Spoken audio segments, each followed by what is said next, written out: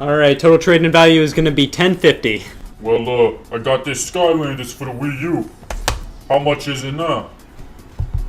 $0! Oh boy, I love a bad deal. Between the three entertainment mediums of movies, music, and video games have always been more expensive. That's just a fact. Let's look for a Panzer Dragoon Saga. $1,700! Want to listen to an album? Buy the CD or go on a streaming service. Want to watch a movie? Buy a ticket, go to the theater. If you want to experience a video game, buy the hardware, buy the game. For the people out there that believe that God set the entirety of history, why didn't he give us a third kidney to sell? However, because of the price, I think video games are the most common form of physical media to be traded and sold around, to the point that there are dedicated physical stores for that purpose, selling your games to buy other people's used games at a lower price. And this namely goes for local game shops and most notably, of course, GameStop, who will take your games and systems in and give you cash or store credit.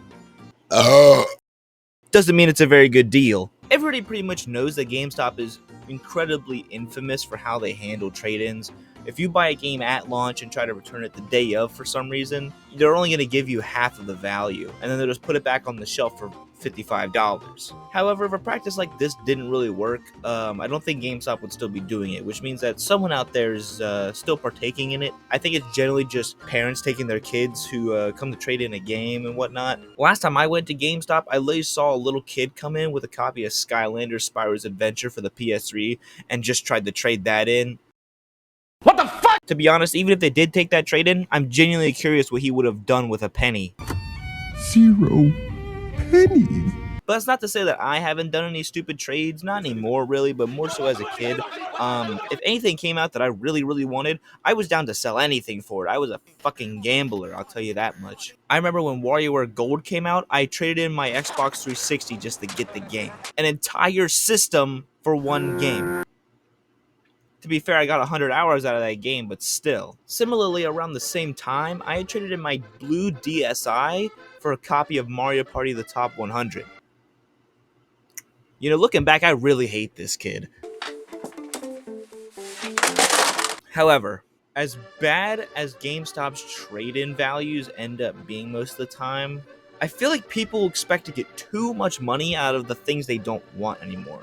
You are taking it there and trading it in because you clearly do not want it and would rather trade it in for something else. And I think many people interpret that as they should get $1 million for a copy of Lego Star Wars The Complete Saga, which, you know, it's a good game, but that's not really what it's worth. And people expect way too much out of what they have because I guess they think they're entitled to it, which you're not. Nobody is entitled to anything.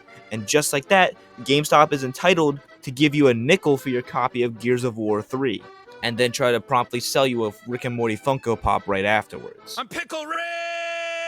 I think it's pretty silly looking at how GameStop has handled their trade-in processes over the years when they've tried to take in all kinds of different things that don't even involve video games.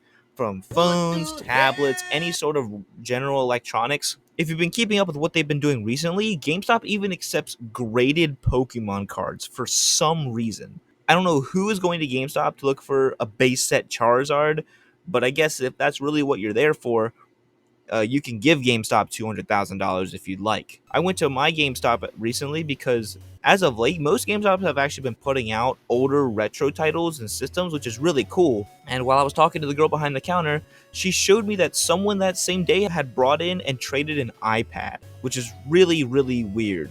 I don't know how or why, but they did.